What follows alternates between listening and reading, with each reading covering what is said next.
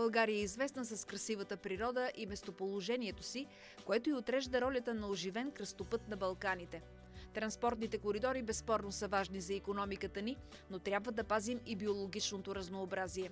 Затова строителството на големи транспортни артерии задължително преминава през оценка за въздействие върху околната среда, за да се избере най-щадящия за природата маршрут на трасето.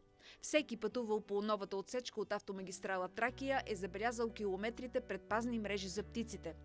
Поставени са на миграционния им път или на местата, където има застрашени видове.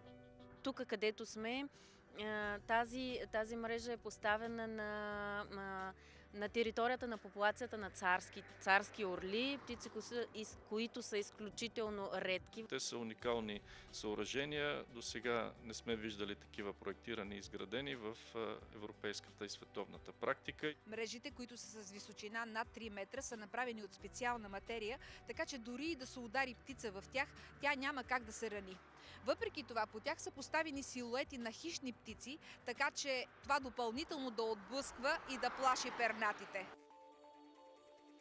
От Центъра за диви животни в Стара Загора, където се грижат за пострадали и болни птици и животни, твърдят, че откакто са поставени мрежите, от тези участъци при тях са постъпили само няколко ранени птици. Има обаче много други, пострадали при удар с кола или от жестока човешка ръка. Той този обикновения мишелов, например, който виждате отзад зад нас, той пристигна, беше жертва на пътния трафик. Това се случва много често с мишеловите зимата. От Центъра в Стара Загора призовават, когато намерим ранено животно или птица, веднага да потърсим специализирана помощ, защото често некомпетентната намеса води до още по-големи травми. Пример за това е този щъркел, намерен с счупени крила, които са били превързани и зарасли неправилно. Той никога повече няма да лети. По новия участък на автомагистрала Тракия са разположени и други екосъоръжения, които помагат на дребните животни да пресичат магистралата без да бъдат премазани. Това са така наречените тунели. Често те са в комбинация с самите водостоци, които отводняват трасето. Над водостока има издигнати пътеки, за да могат животните и при силни валежи да преминават магистралата.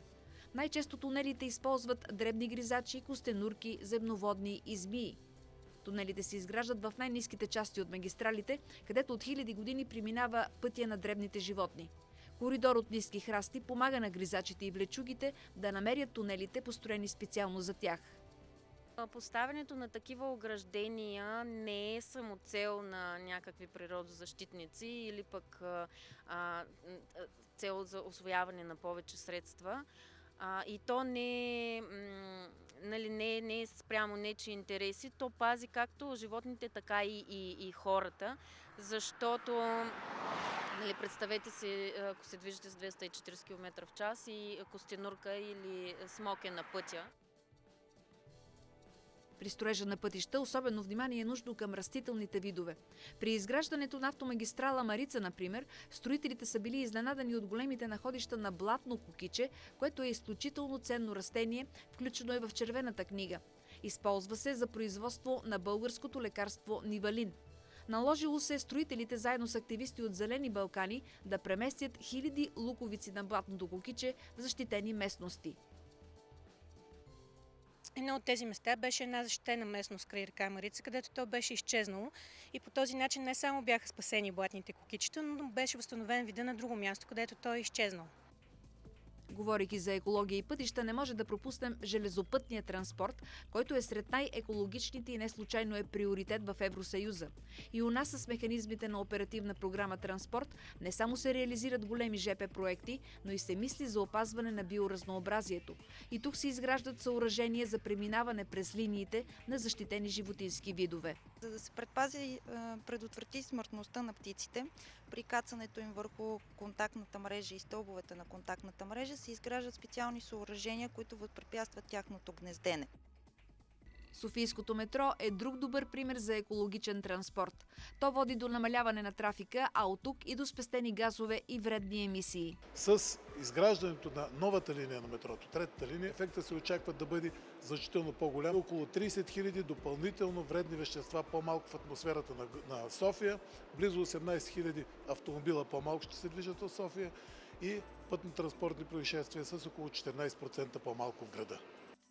За новия програмен период до 2020 година пари по оперативна програма Транспорт има достатъчно. При добра инициативност ще можем да реализираме достатъчно проекти, които да са не само полезни за пътниците, но и щадящи за българската природа.